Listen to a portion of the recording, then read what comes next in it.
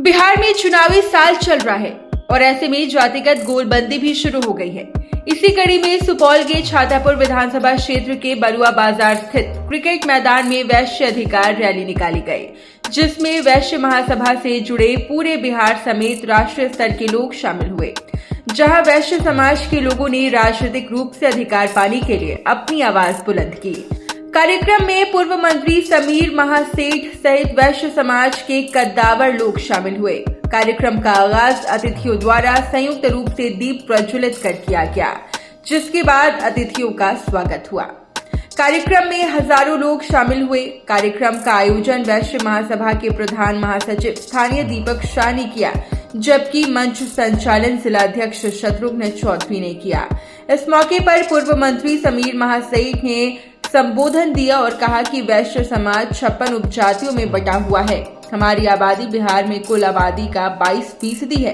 बावजूद इसके हमारे समाज को किसी भी पार्टी द्वारा आबादी के हिसाब से राजनीतिक भागीदारी नहीं मिलती है। उन्होंने कहा कि वक्त आने पर वैश्य महासभा अपनी ताकत दिखाने का काम करेगी। आगामी विधानसभा चुनाव में जहां हमारी आबादी अधिक है, किसी भी पार्टी ने हमें सम्मान नहीं दिया, तो हम लोग वैश्य समाज के बैनर तले स्वतंत्र रूप से चुनाव लड़ने को तैयार हैं। सबों को आपके माध्यम से वैश्य अधिकार का मैसेज बड़ा स्पष्ट है कि हम लोग पूरे प्रदेश में लगातार 20 वर्षों से इस कार्यक्रम को करते रहे हैं। इस धरती पर पहली बार नहीं है, पहले भी आते रहे हैं और यहाँ का जो मुख्य मुद्दा था उसके आधार पे लोगों के मन में ये था कि यहाँ वैश्यों के साथ जो जस्टिस मिलना चाहिए वो नहीं मिल रहा। तो निश्चित तौर पे वैश्य अधिकार रैली के माध्यम से राष्ट्रीय वैश्य महासभा आपके बीच है और सारे हमारे लोग यहाँ आए हुए हैं और सबों के मन में एक ही विचार है कि जहाँ पर आप देख रहे होंगे जो सारी चीज़ों की बातचीत हो गई है, जातिगत गणना की भी बातचीत हो गई है, किन कारणों से वैश्य को अधिकार क्या मिलना है वो भी बात हो गई है। लेकिन आने वाला वक्त बताएगा कि जहाँ पे जो साथी पूरे बिहार में है, राष्ट्रीय वैश्य महासभा के साथी हैं, निश्चित तौर पे उन्हें इलेक्शन लड़ने की इच्छा है।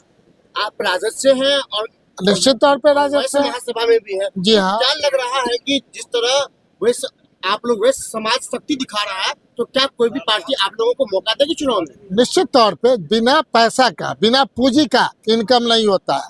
अब ब्रेक इवन पॉइंट के बिना प्रॉफिट नहीं होता है। भारतीय जनता पार्टी के जो लोग होते हैं वैश्य समाज से कोई मैंने आज तक काम नहीं किया है, प्रदेश के अध्यक्ष हो जाते हैं।